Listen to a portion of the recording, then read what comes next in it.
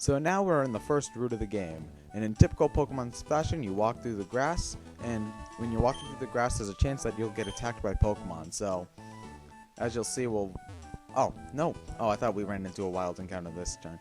This is Oldale Town. There's not a whole lot to do in Oldale Town, so just mostly ignore it. Yeah, see, I'm looking for stuff to do, and I remember, oh, there's nothing to do. So anyway, you walk in the grass, and there we are, our first wild encounter. Random encounter, I should say.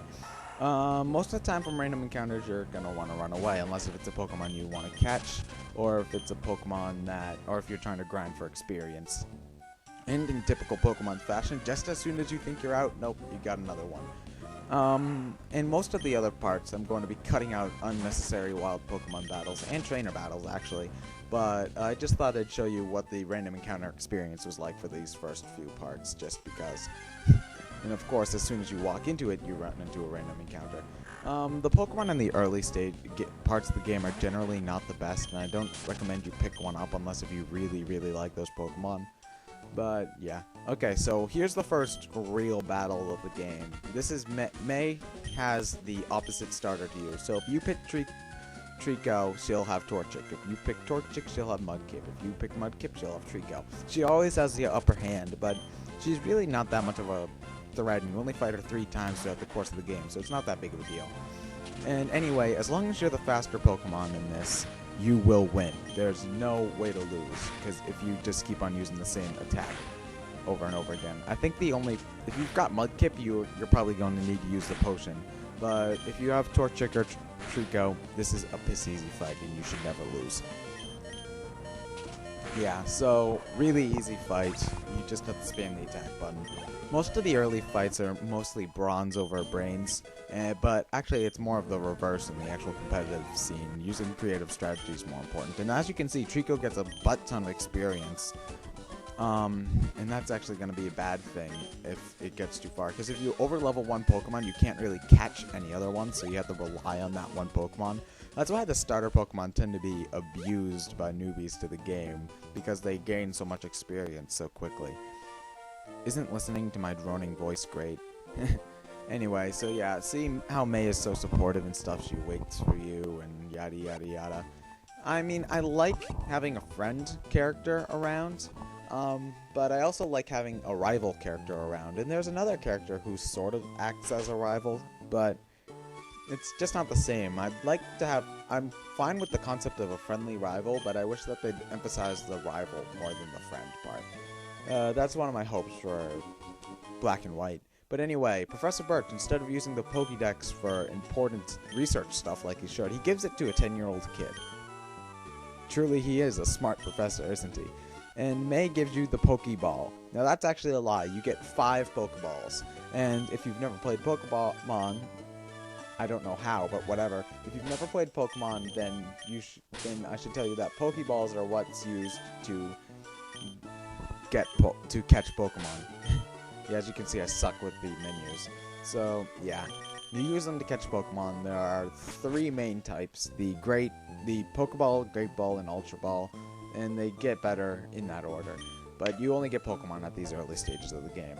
So now Mom finally noticed that you got a Pokemon from this guy and you're using it to fight things. So she decided to give you running shoes. And this 10-year-old kid's in way better shape than me, because he can run as much as he wants without fear of, getting hurt or getting out of breath or anything. The feature to run is something I really, really liked, because the walking speed in Red, Blue, and Yellow, and Gold, Silver, and Crystal was really slow, and the bike was really slow too, so getting the ability to run early in the game really helps keep the pace going. So now we can run. Run, Forrest, run! Yeah, and I still haven't found a wild Pokemon in Route 101. And now, in Oldale Town, if you tried to go left before this, you couldn't, but now you can go left, and we're in our first real route of the game. And so I'm running around talking to this guy because I thought he gave stuff to me, but he just says that thing over and over again. What a wonderful existence, huh? So here we've got our first trainer battle of the game against a youngster. And he's there to tell us that if you walk past a trainer, you're going to fight him. No exceptions. But thankfully, youngster Calvin is not hard at all. He's got a level 5 Zigzagoon, not a threat. You can just keep on spamming attacks and you will win. There's no real strategy to it. See, I think he keeps on using like tackle or tail whip, and he never actually, I don't think he actually ever hurts me in this fight. Yeah, but since it's a necessary battle, I'm going to show it. Now, I'm using a Zorb here. A Zorb's a pretty good attack for the early points of the game. Basically, it does damage, but then half of the damage that you do is added to your hit point total. So, like, if you did 16 damage on a Pokemon using a Zorb, you get 8 added back to your total, which is good for tanks. Well, actually, Giga Drain, the more powerful version of this move, is good for tanks because it allows them to keep healthy faster.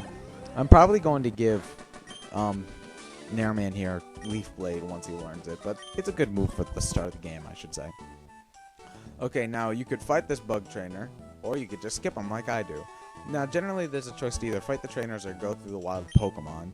I would generally recommend fighting all the trainers for experience, but for the purpose of this Let's Play, I just decided not to. And here are berries. Berries were introduced in Gold and Silver, and basically, if you give them to your Pokemon to hold and stuff happens to them, the berries will activate. So, for example, if you take a certain amount of damage and you're holding an Oran Berry, you'll gain some health. Or if you get poisoned and you're holding a Pecha Berry, the poison won't take effect. So anyway, yeah, I was walking through this grass, and surprise, surprise, wild Pokemon encounter. But this is a Pokemon I wanted to catch. This is Ralts, and Ralts is a pretty good Pokemon when it evolves. So I decided I want to catch one. And I was lucky because these Pokemon are rare, so I was planning on running around in the grass a whole lot. Now, unfortunately, the only move it knows is Growl. So you need to, it's kind of hard to raise until it learns Confusion, but thankfully it's only 2 levels for this one. And so I was able to use Growl to my advantage because it kept on weakening my pound, so I could do less and less damage on it and whittle it down to the eventual red.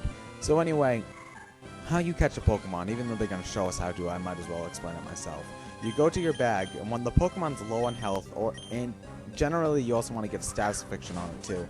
When it's low on health, you throw the Pokeball, and then hopefully it'll be caught. It shakes 3 times, and then if it doesn't break out after that, you've caught the Pokemon.